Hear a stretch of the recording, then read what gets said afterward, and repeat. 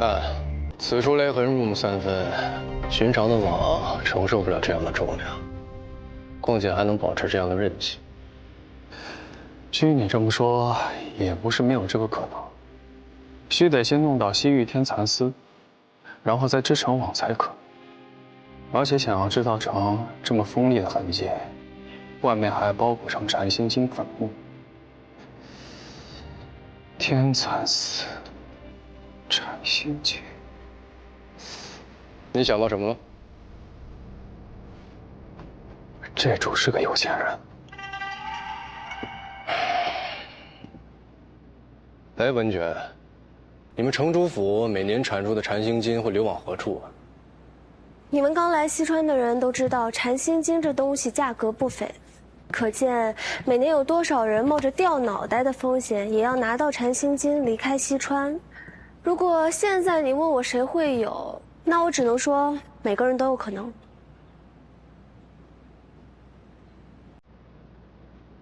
哇，这里都有3丈高吧？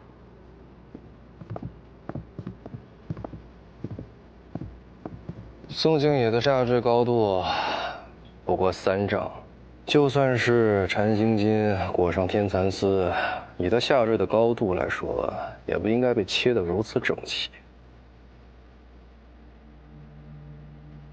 除非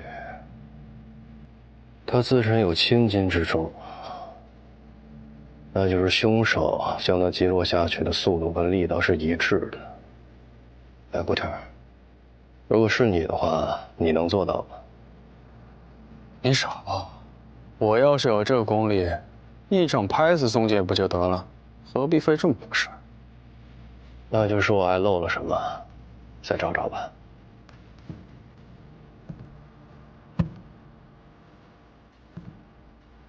哎，你看，这里每道裂痕都分布在1、2楼之间，且高度基本相同。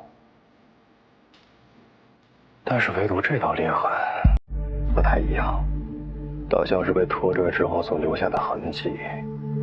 这是为什么呢？你们快看，这里原来好像有什么东西。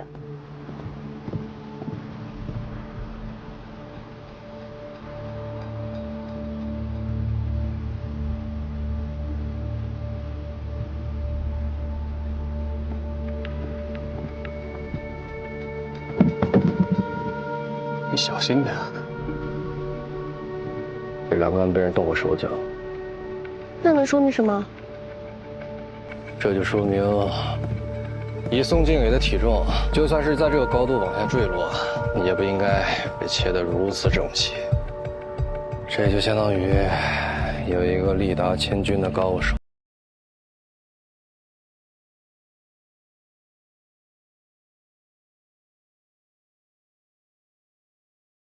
好了。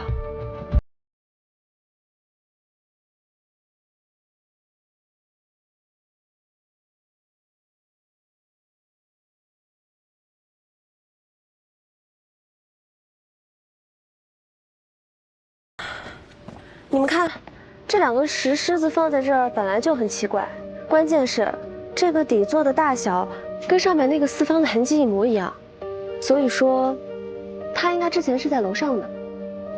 所以你俩认为凶手将这杀人机关放在这狮子上，然后从上面把这狮子推下来，带动天蚕丝，杀了宋庆野？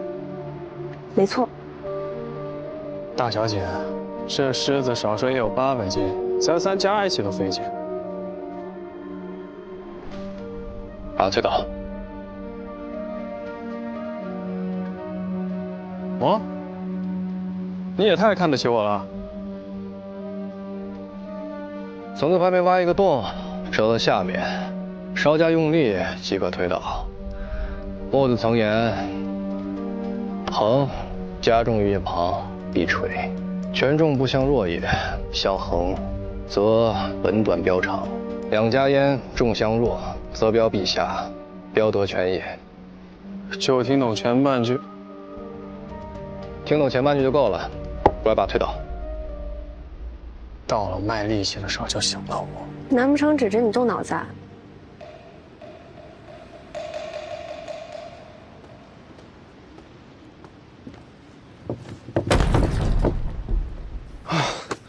朝天门，这多费劲啊！那现在呢？这下面应该有4个石球，分别置于洞中，与楼上那个凹槽相对应。这样，即便是一个体健男子，都能轻松地推动石狮，更不要说是一个内功深厚的高手了。球呢？应该是下坠的时候被砸碎了吧？你们是怎么看出来啊？其实仔细想想也简单，跟看病是一个道理。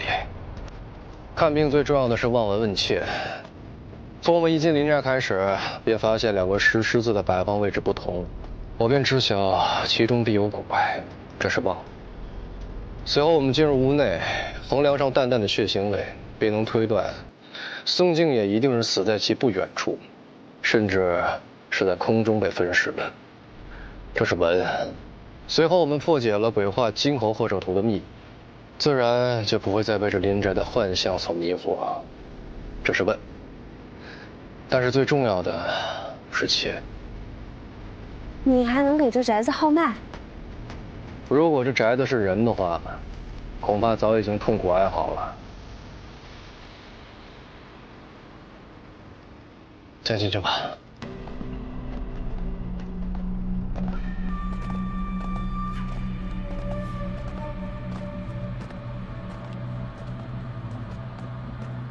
所以到底是什么人啊？这么处心积虑的设这么个局，这些布置可不是临时起意。只有逼这个神秘人现身，一切才能知晓。你打算怎么做？此人处心积虑的想把林宅变成鬼宅，无非就是怕旁人进来，想舒舒服服的在这儿住着。我们把房子拆了，他到时候不想现身也得现身。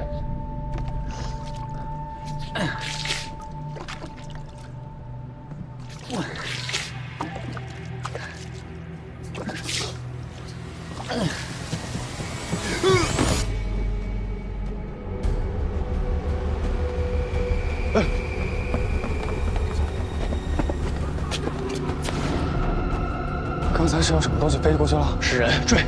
哎，我去找9哥来，你们注意啊！好。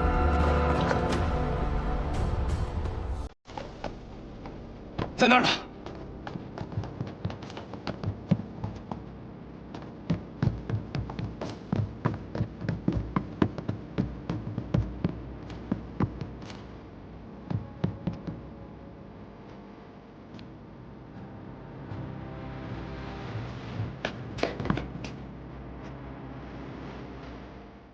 这幅画不是被我们取走了？上面的猴子又不见了。哦，难道我没有中了迷药？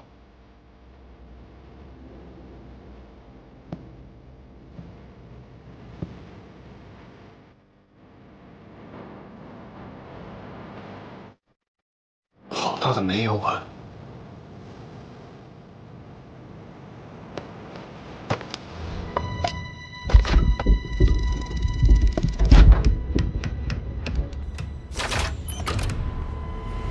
小心！跑！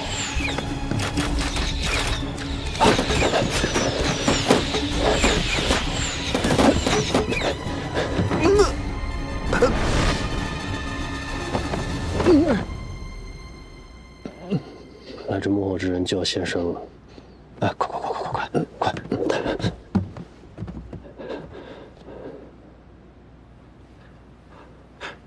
哎，顾天，要不你露出去点儿，看看能不能引发攻势。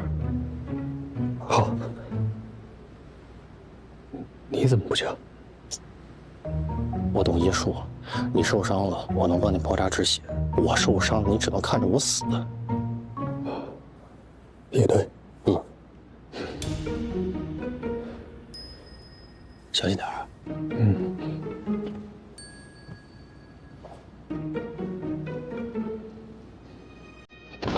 看见了吗？看见了。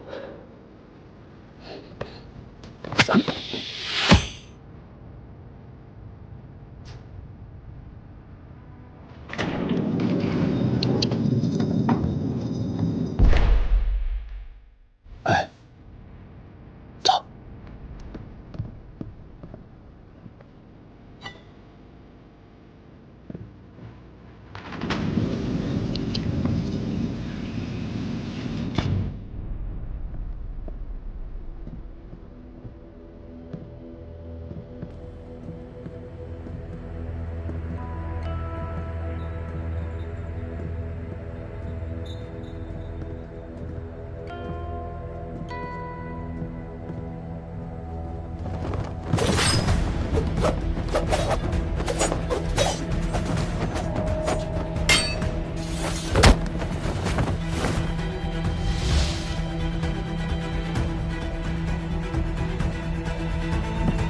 怎么样？运气不错，没有毒。我的走。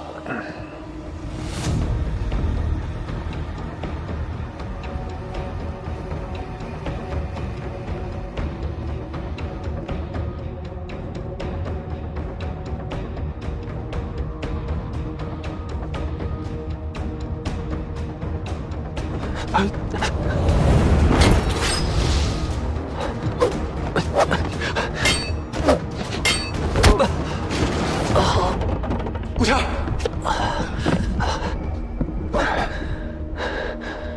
此处无光，太麻烦了。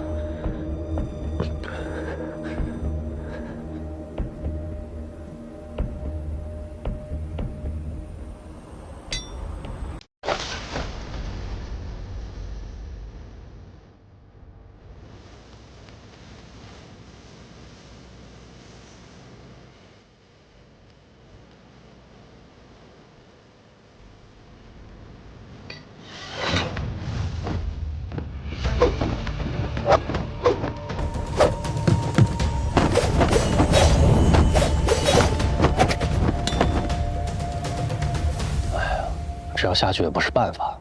我这有个好东西，你要不要试试？什么好东西？能暂时提升五感的好东西，吃了之后能视黑夜如白昼。那你怎么不吃啊？这还没完善，药性不稳定。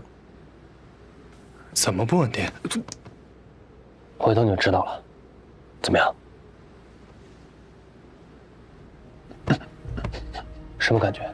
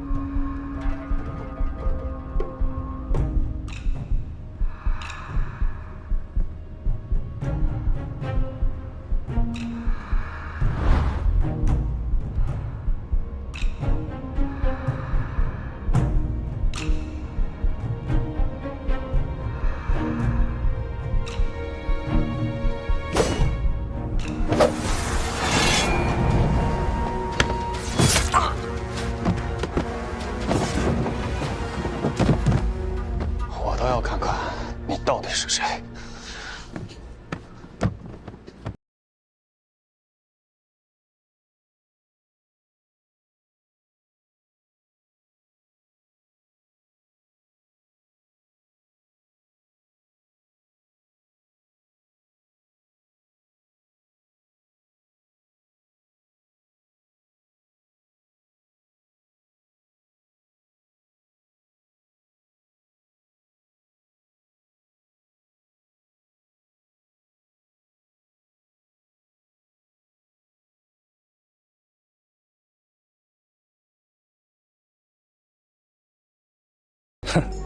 可惜啊，我没杀了你们。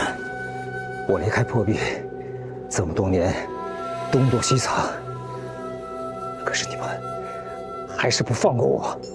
我说你先别说话，让我来。好。既然你知道我们是谁，那必然知道我们为什么而来。不管你们信不信，当年之事，我一句也没透露过。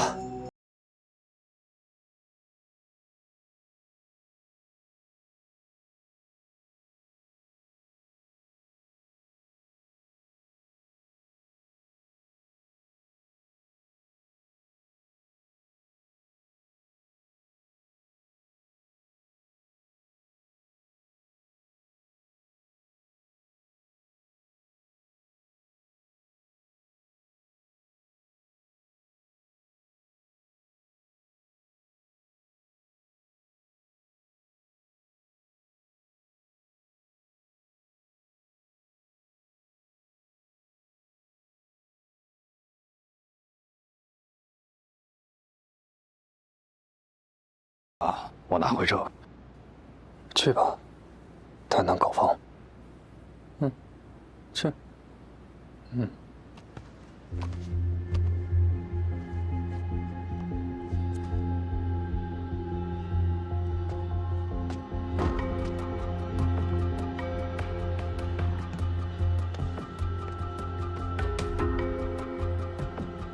还行，脉搏还算稳定。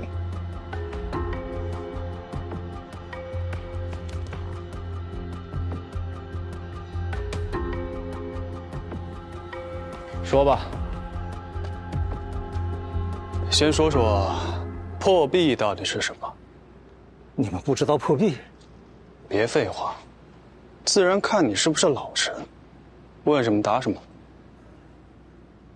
破壁，当年在蓟北郡，是一个神秘的组织，是由先祖叔让与其他4位贤士共同辅佐蓟北王府。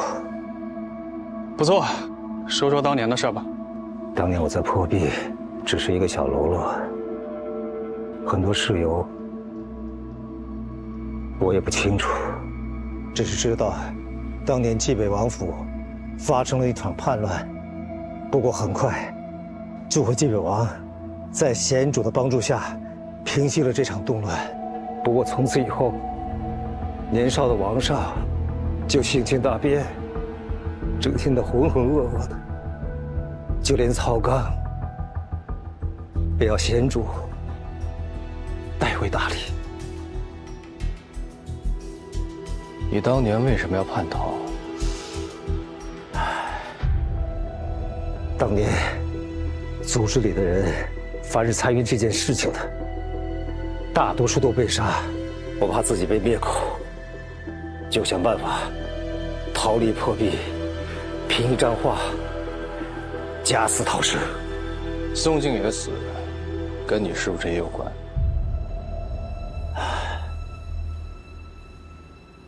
可以说是吧。不过，我只是顺水推舟，帮了对方一把。为什么？我认为他是破壁派来杀我的人。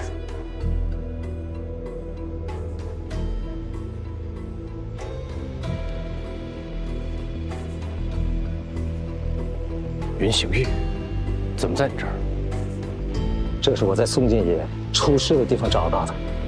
我知道他很贵重，我衷心的想把此玉献给尊师，不知尊师可否饶我一命？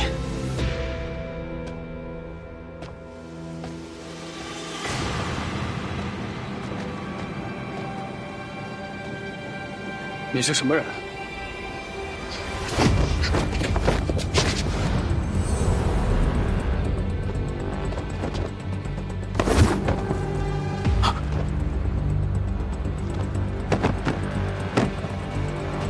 师兄，你受伤了。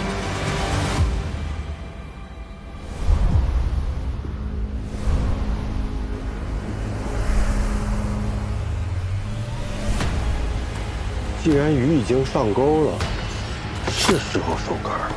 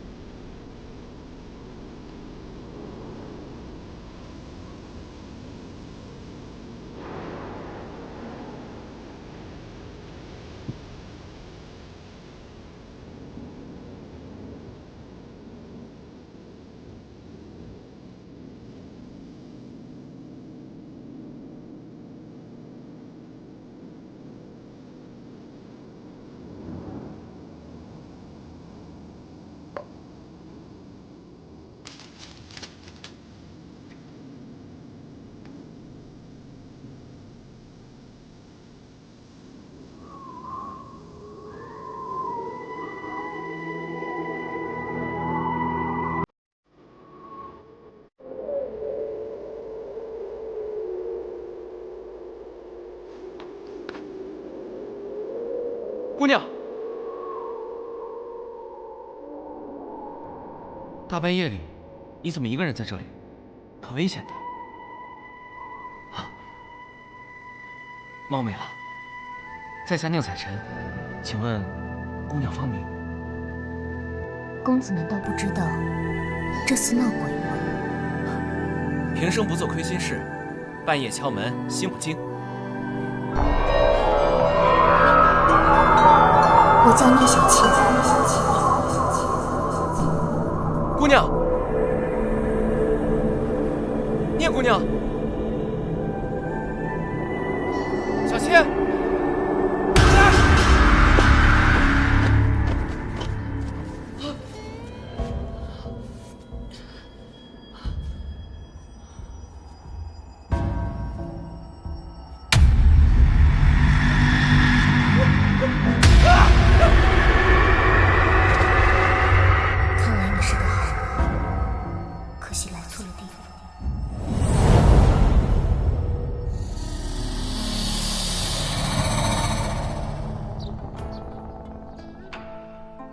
一命二运三风水，四积功德五读书，六名七相八敬神，九交贵人十养生，11择业与择偶，12趋吉要避凶。这位先生，能算命吗？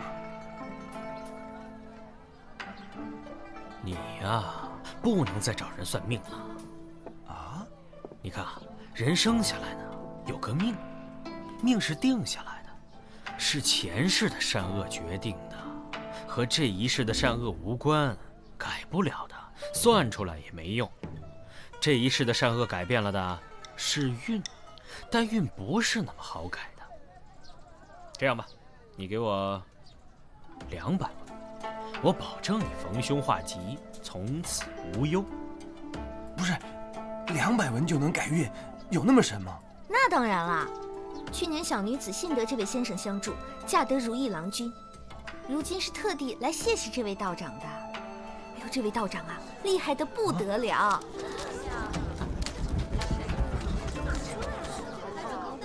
哟，哎，看热闹去！不，我给你逢凶化吉呀！哎呀，等等，什么热闹，待会儿一块儿。你看看，好像要出大事了。出什么大事啊？你不知道啊？辅国大将军刘洪基刚从塞外回来，原本一直驻扎在城外，怎么突然进到长安城里了？听说呀，这刘洪基张扬跋扈得很啊！哎呀，他要是面圣的时候还这样，可就麻烦了。反正不关咱们的事儿，到时候就看好戏喽。就是。那裘书生怎么还在啊？萨摩，快换了衣裳，给老娘收房钱去。小倩，小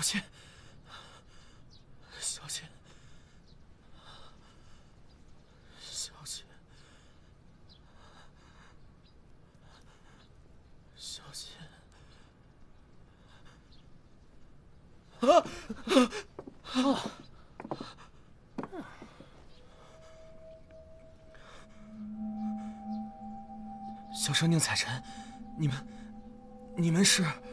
这里是长安城，我叫公孙四娘。你现在在我客栈里，他叫萨摩，我这儿打杂的。你昨天晚上去兰惹寺了？你怎么知道？你衣服上扎满了麻黄，这种植物洗干，那附近的山上只有兰惹寺里长满了麻黄。兰惹寺，干尸！兰惹寺里有干尸！干尸？小生不敢说谎，兰惹寺真的有干尸。看你年纪轻轻的，别学人家装疯卖傻。住店钱不收你的了，既然你已经醒了，就早点搬出去。我没装。兰惹寺还有一个女子叫聂小倩，你们找到她没有？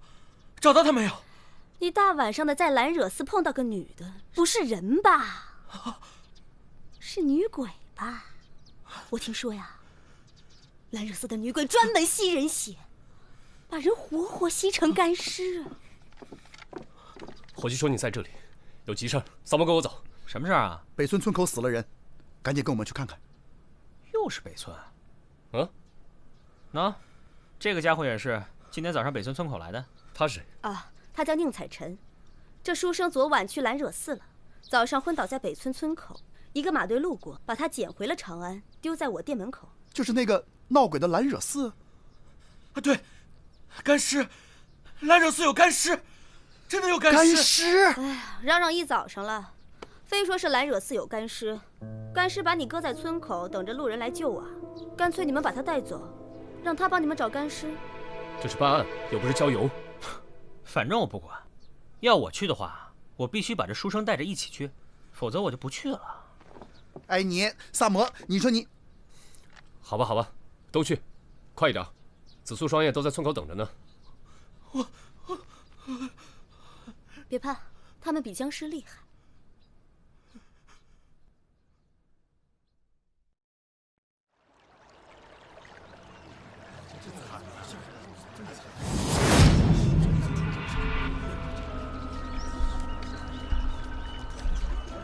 哎，这不是早上那个书生吗？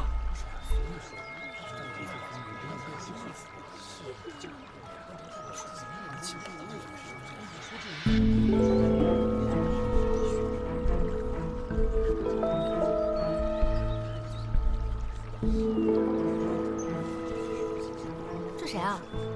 这书生今天早上晕倒在村口，后来被村民发现，送去四娘店里了。紫苏呢？他看不了尸体，去村里找线索了。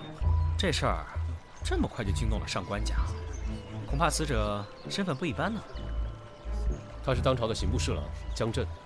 哦，尸体怎么这么白啊？怎么死的？江震头上有被钝器敲打的痕迹，不过不致命，应该是先被人敲晕，然后捆住手脚，割开血管，失血过多而死。尸体被放光了血，所以才显得尤其的苍白恐怖。死亡时间呢？应该是昨夜的亥时到丑时之间。难怪江震穿着便服，看来是半夜匆匆的出门。钱袋在哪？哦，还在呢。莫非是仇杀？哦，还有，江震不一定是在河边被放血的，失了那么多血，附近应该有大量的血迹才对。被放血，又被抛尸在这儿，江震会和什么人结下这样的血仇呢？先把尸体抬到我那儿去，我再做进一步的检验，看看有没有什么新的线索。好。来人！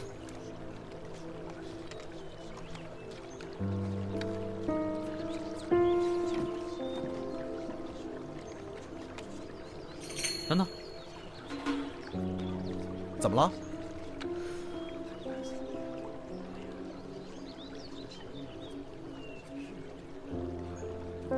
麻黄草，他去过兰惹寺。兰惹寺就在这河上游的方向啊！早听说那里闹鬼，看来真的有干吸人血。干尸，都给我住嘴！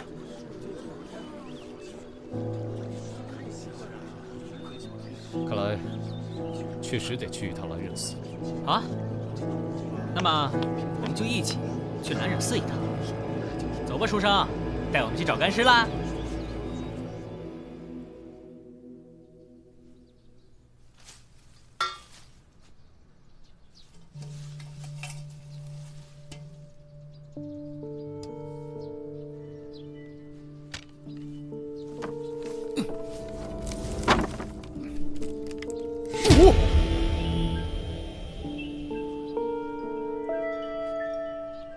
我已经做了尸检，这些干尸死了少说也有近10年了。哎，我长这么大见过那么多死人，干尸我还是第一次见。而且是一地干尸。哎，紫苏来了。我听村里有人回来说兰惹寺发现干尸，就过来了。村里有什么线索吗？昨晚村长家女儿办酒席，全村人都在祠堂，没人注意村外面发生的事。倒是兰惹寺10年前的大火，上岁数的人都记得清清楚楚。10年前的大火，到底是怎么回事啊？兰惹寺早在前朝就是个荒寺，一直阴阴森森的闹鬼，人们总在那附近听到女子的乐舞声，村民都绕着道走。10年前突然起了一场大火，那火烧了3天3夜，没人知道怎么起的，也不知道怎么灭的。在那之后，闹鬼的传闻就越来越多，就更没人来这附近了。所以说，这些干尸，他们就是死在那场火里。哎呀，这都死了，烧干净就完了嘛。尸骨尽毁，这种死法叫人看了心里难受。这些人躲在地下，死前一定经受了极大的痛苦。但是正是因为留了全尸，我才有可能查明他们的死因，为他们伸张冤屈啊！到底是什么人，能弄出这么样一个地洞呢？还有一个问题，江震为什么会死在这里？他和这些干尸到底有什么关系呢？这些尸体怎么了？这些死者都是女人，而且她们的面部轮廓比一般人要深。我不敢确定，但是我怀疑她们是胡人。没错，萨摩说的对，10有8九是胡人。书生，你昨晚到兰惹寺是什么时辰？我记得我走到村口，天刚刚全黑，然后又走了大约1个多时辰，才迷了路。那个时候应该是亥时吧？这么说，你在兰惹寺的时候，江震还没死？我不知道什么江震，我就想知道小倩呢？小倩又是怎么回事？如果真有这么个人的话，他要么是凶手，要么也肯定看到了什么。先别管那个小倩了，先把尸体抬到我那儿去。是。三炮，你去把江镇府里的人带到大理寺问话。好的。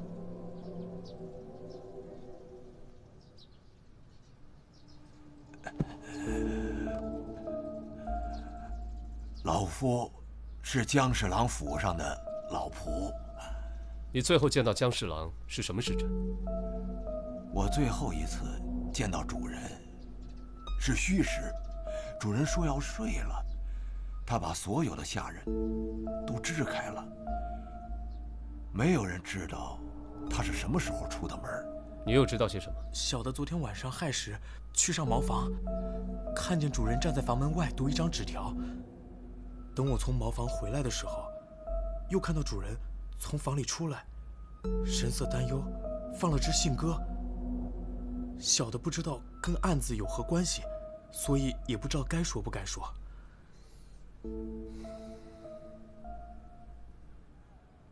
喂，大清早的又去哪儿鬼混啊？我约了子苏，再到兰染寺去看一眼。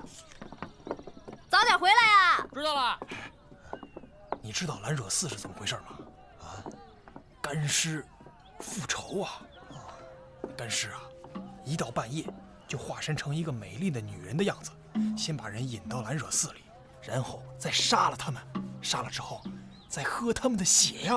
啊，这么恐怖啊！可不是嘛！来。你从干尸洞口找到的铜盆我看了，上面的花纹确实是拜火教独有的。这个佛寺居然还跟西域的拜火教有关系啊！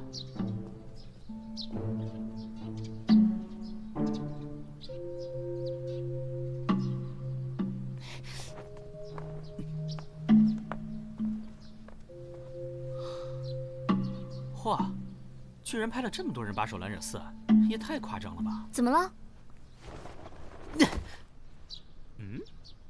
你没事吧？哎，这地上的东西好像不是石头啊。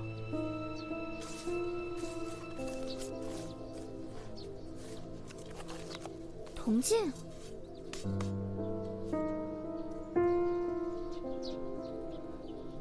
还有个耳环。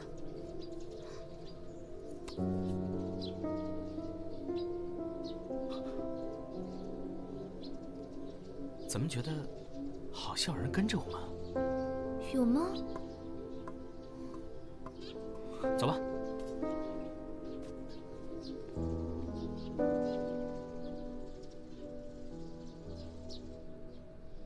江镇一案查得怎么样了？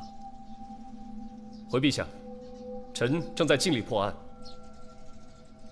朕还听说，郊区的古寺里发现了数具干尸，闹得长安城上下人心惶惶。依微臣所见，这2个案子恐怕有所关联。哦，陛下，干尸案事关胡人，应转交给萨保府处理。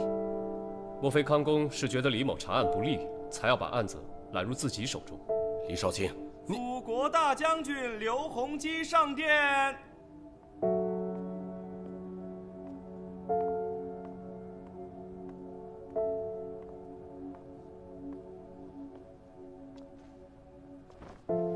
陛下，臣来晚了。臣刚刚回朝，就听闻江侍郎噩耗，十分痛心。臣愿协助大理寺共同查案，恳请陛下恩准。康将军在边疆劳苦功高，此次回朝还愿为朕分忧，朕岂有不准的道理？谢陛下。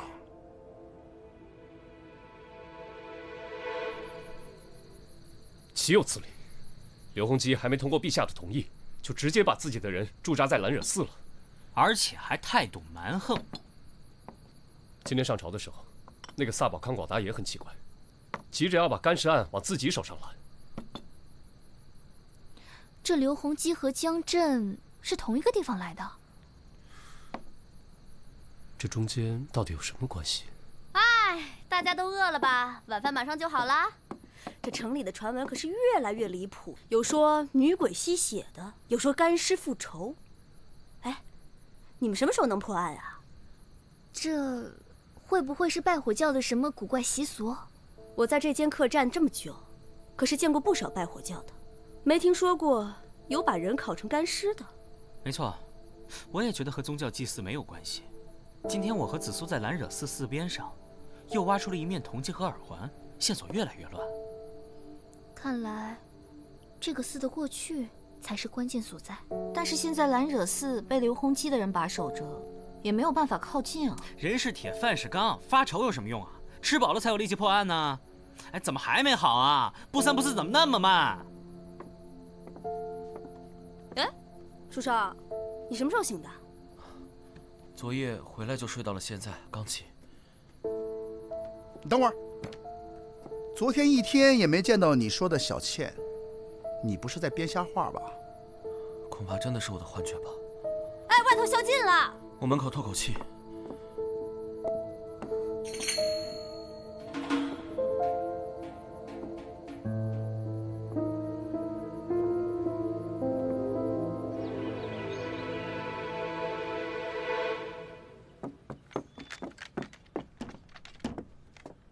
小萨，怎么？快起来，出事了！哎呀，大清早的吵人睡觉，快起来！什么事儿？萨保府的康广达也死了。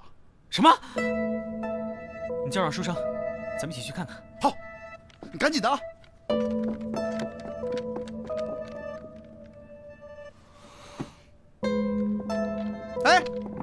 哎，正找你呢。走，又有人死了，跟我走。去哪儿啊？哎呀，去哪儿你甭管了，没准能看见家小倩呢。走。我不去，走了。我不去，走了。都说了我不去了。走。死亡时间应该是昨夜的子时到寅时之间，死亡原因还不清楚，身上别处没有伤痕，头是死后才砍下来的。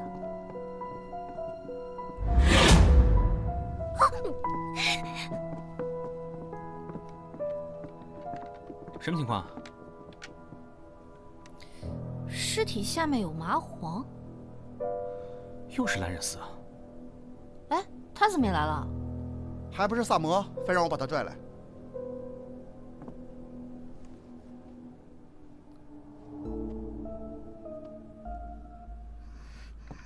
紫苏姑娘，别怕啊，别怕。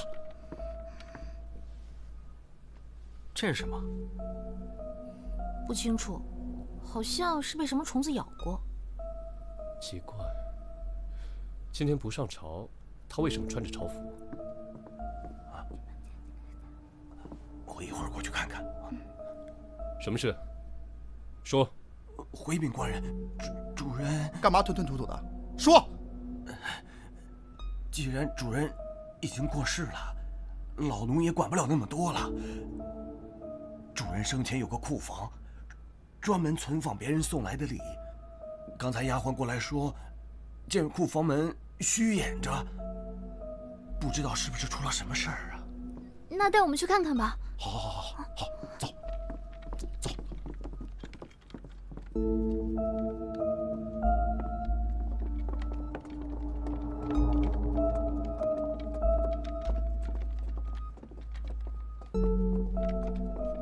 哇，你们主人够可以的，这些东西得值多少钱呢？这么重要的库房，就没个人看守吗？回官人的话，原来也有个看门的，昨天主人突然发了好大的火，把那个人打发回家了，还没来得及找个新的。你快点，看看有没有什么东西丢了。是，快点。哎，李治，你们官差不多大，你家里是不是也这么多宝贝啊？我说你，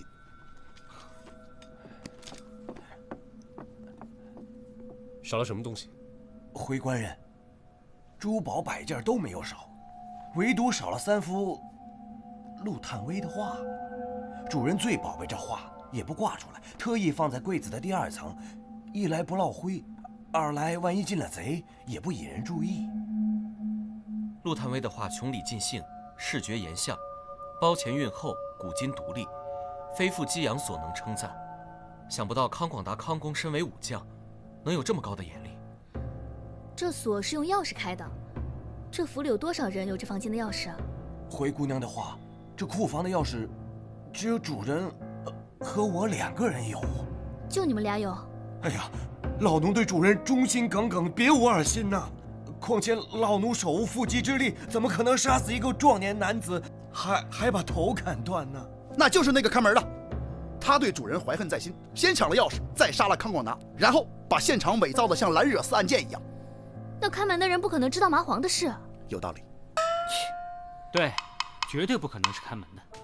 论价钱，陆探微的画还不及这些玉钱，可凶手呢，光拿了这些画，却没有碰其他的东西，可见非一般的莽夫。会是谁呢？先回去再说喽。请。来，客官里面请。吃饭。来请。书生呢？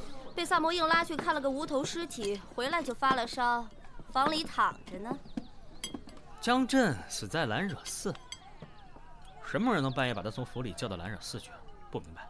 另外，你们说这个凶手为什么要大费周章地把康广达的头砍下来？都不明白。这2个人都是朝廷重官，而且这2个案子好像都与蓝惹寺的过去有关。这江震是出门之后在蓝惹寺被杀，而康广达却是在戒备森严的萨宝府里夜闯萨宝府，不被看到一点踪迹。这凶手不是一般人呢。哦，那这么说来，这越来越和蓝惹寺的干尸有关系了。人们流传的干尸变成女子杀人的传说，会不会是真的？看来这书生没有骗人呐。这世上哪有鬼，哪有什么干尸啊？老大，吃。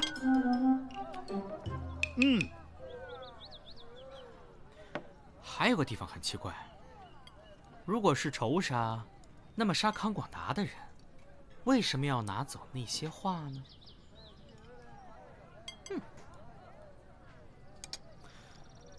小撒，来，你不吃也倒掉了。我以为你要留着当宵夜呢。你是怀疑书生？你怎么知道？别人我不了解，你我还不清楚吗？你硬拉着他去看死人，肯定是想看看他的反应。哦，你也看出他说谎了？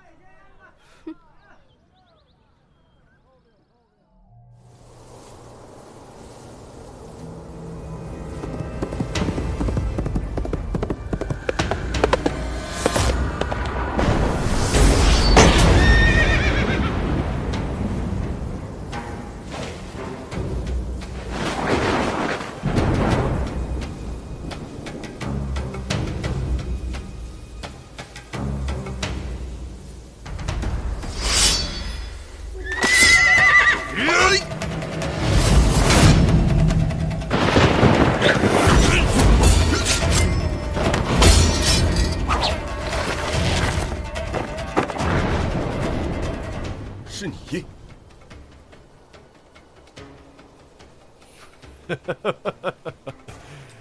没想到这么多年过去了，你还是那么胆小怕事。你懂什么？我这叫赢者保身。保身。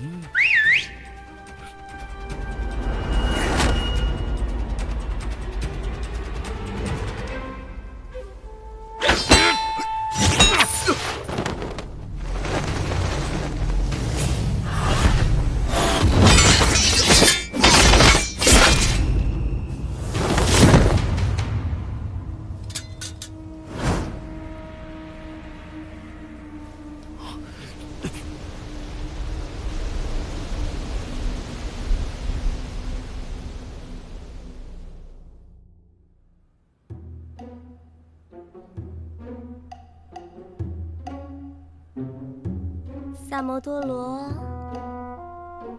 萨摩多罗，萨摩多罗。我在思考。刘洪基早上没有去早朝，你跟我一起去兰尔斯看看。那个书生怎么样？睡得香着呢，我找小六在隔壁屋守着。放心，这些个碗碟。禅。哎，李少卿，刘将军有令，任何人不得入内。麻烦通报一声，就说李治看将军没有上早朝，很是担忧，特来拜见。李少卿，刘将军他不在，你请回吧。来了，李少卿。刘将军，老夫今日身体偶感伤寒，没有去早朝，有劳李大人费心了。几位既然来了，那就进去坐一坐吧。不必了，告辞。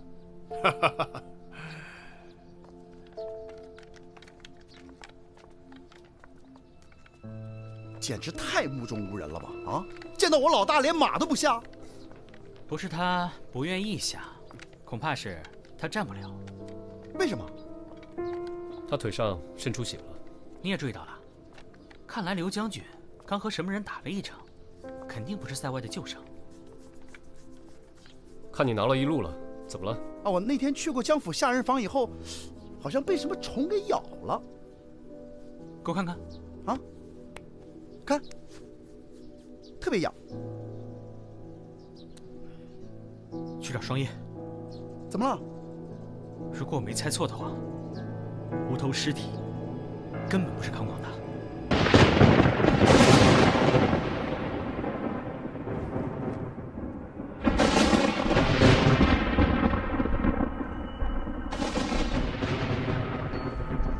一个养尊处优的五品官身上，不可能全是虫子叮咬的疹子。还有，他的手脚指甲都十分粗糙，只有生活条件非常恶劣的下人才会这样。我推断这个人可能就是那个被解雇的看门人。我竟然没有注意到这一点。尸体没有头，我们却一眼就认为他是康广达，因为他死在康广达的房间里，而且他还穿着朝服。奇怪，今天不上朝，他为什么穿着朝服？我们都被下意识的反应骗了。虽然发现了细小的可疑之处，却没有最早的定论身份。什么人会想要伪造康广达的死亡？还记得当时紫苏说的吗？夜闯萨宝府却没有被看到一点踪迹，肯定是个高手。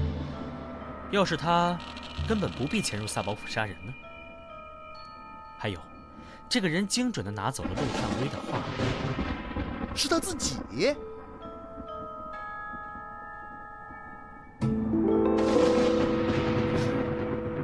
为什么呢？为了不让嫌疑落到他的头上。这江震也是他杀的，可他为什么要杀江震呢？这个我还没想清楚。但是我觉得，可能跟兰惹寺过去的秘密有关。三炮，你去趟康府，要几张康广达的画像，明天就带人全城搜捕。好。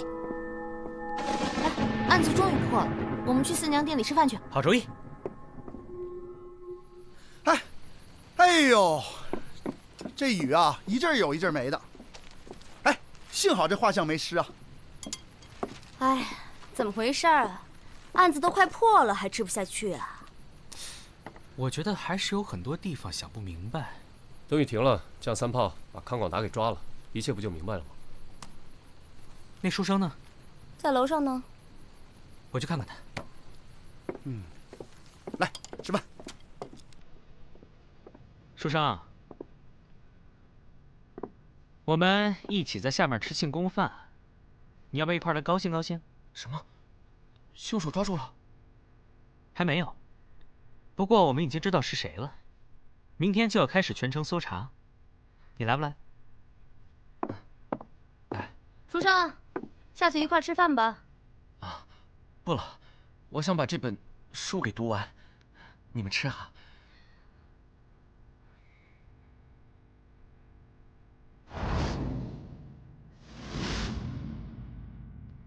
那我们去吃了。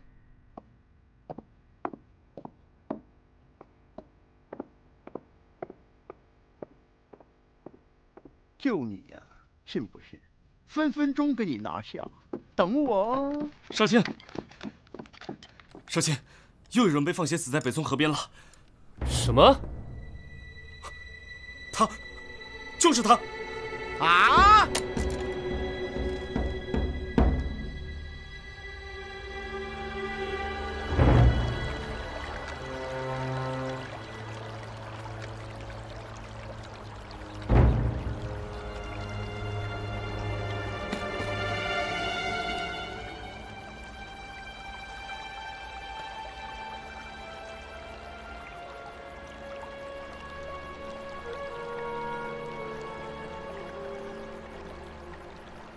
死于今天凌晨，和江震一样的死法。杀死他的和杀死江震的凶手一定是同一个人。难道我们一直都想错了？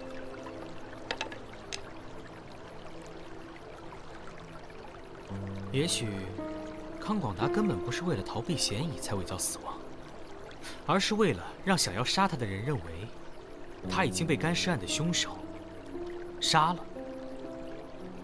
可是他还是死了呀。这么说，我们不仅要找干尸案的凶手，还要找另外一个想要杀康广达的人。他身上还有很多乱伤，像是经过了一番打斗。割断血管的痕迹是2种不同的痕迹。打斗？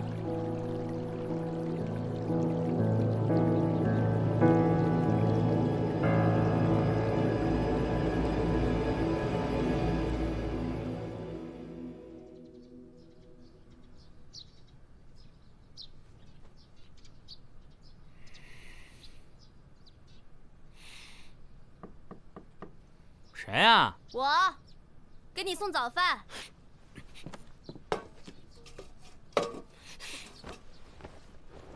进来吧。你这猪窝呀，也不收拾收拾。给你猪食。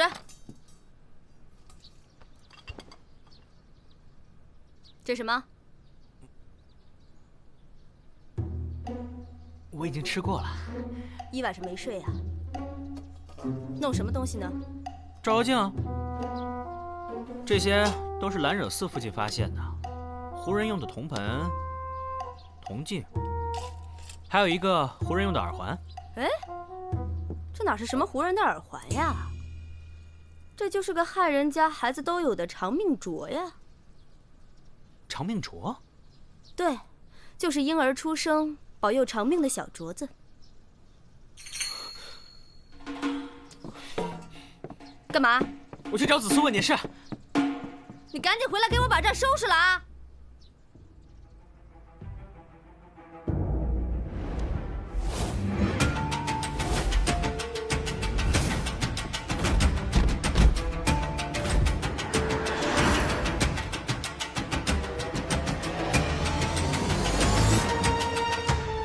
找到了，16年前江震、康广达护送一对进贡的胡姬，然而这对胡姬半途逃亡，江震、康广达早就认识。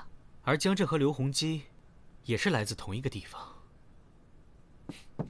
我终于明白10年前究竟发生了什么。让我来找你们，快去大理寺。书生大清早起来就认罪了。啊！走。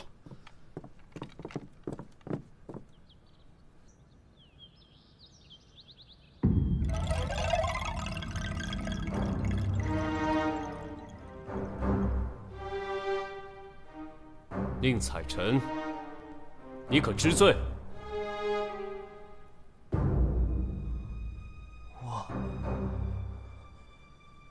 人不是他杀的，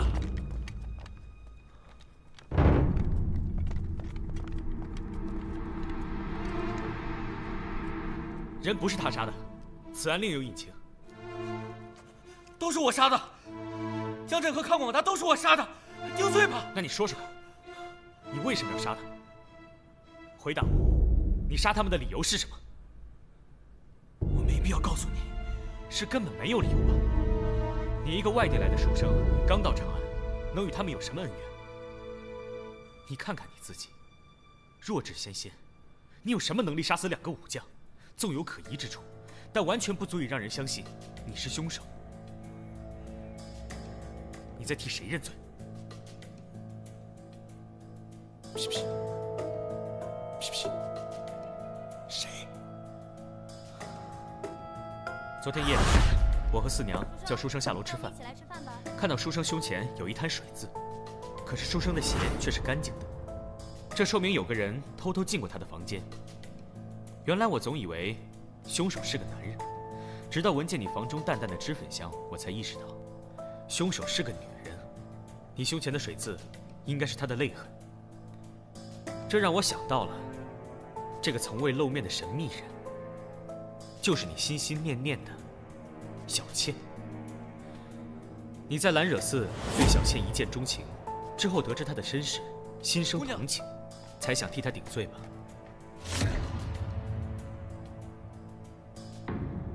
采臣，采臣，小倩，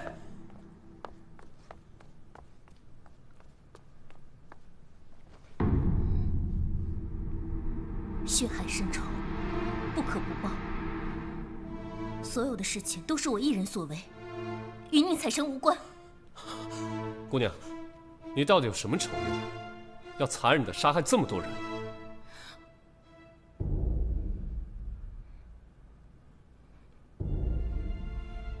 小倩要杀江震和康广达，都是为了一个原因，她要为母报仇。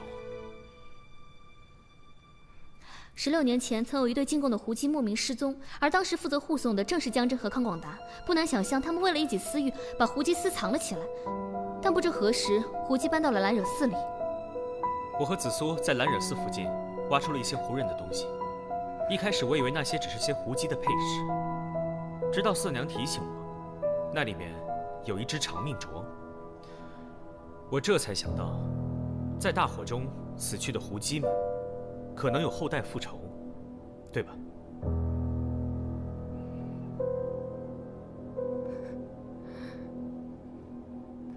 我母亲和她姐妹本应送到宫中，却不成想被那帮人偷偷藏进了兰惹寺。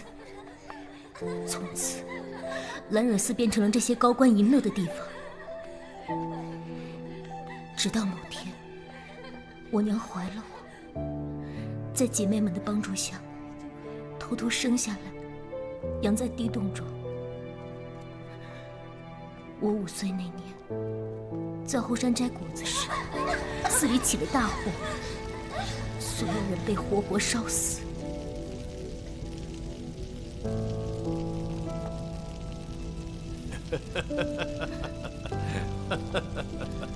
我眼睁睁看着那3个禽兽笑着离开。从那时起，我的复仇计划就开始了。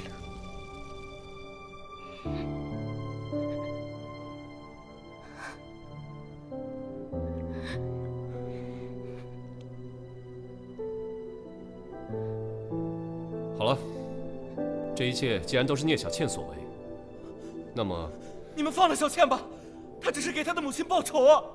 求求官人了，你们放过她吧！你们是什么人？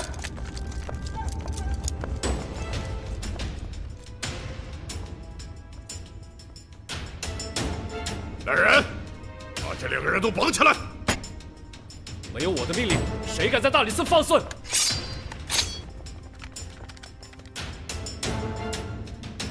刘将军，欢迎您旁听。萨摩，继续。康广达生性胆小多疑，他害怕杀死江震的人杀掉自己，更害怕被另外一个人灭口。而那个人就是你，刘洪基大将军。你这是满口胡言乱语！刘大将军曾任晋阳令，而江震也恰恰是当时的晋阳公副监。你们都是一个地方来的，一起干这样的勾当并不奇怪。江震死前发了一支信鸽，而第2天你就进了长安城，一上朝便向陛下要了这个案子。这一切，难道只是巧合吗？口说无凭，你们有什么证据？证据？小妾就是最好的人证。他有2条命案在身，他的证词如何取信啊？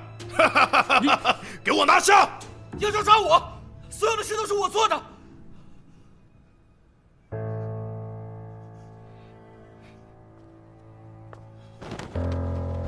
小妾。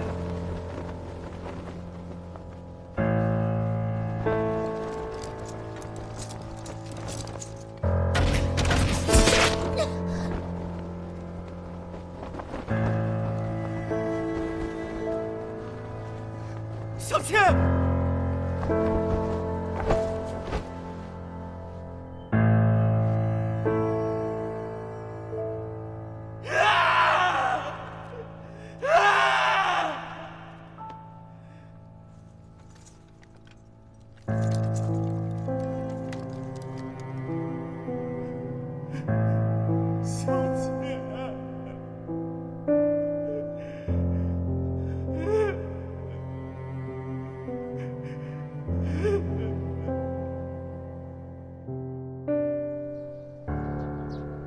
听说刘洪基出城了，难道就这么让他走了？刘洪基在边疆战局上很重要，陛下不会因为这种陈年旧事就治他的罪，还是让他回塞外打仗去吧。这样一个罪人竟然毫发无伤，而一个年轻的女子却被仇恨给毁了，这世上的事情怎么说得清楚呢？吃饭了。鸡腿。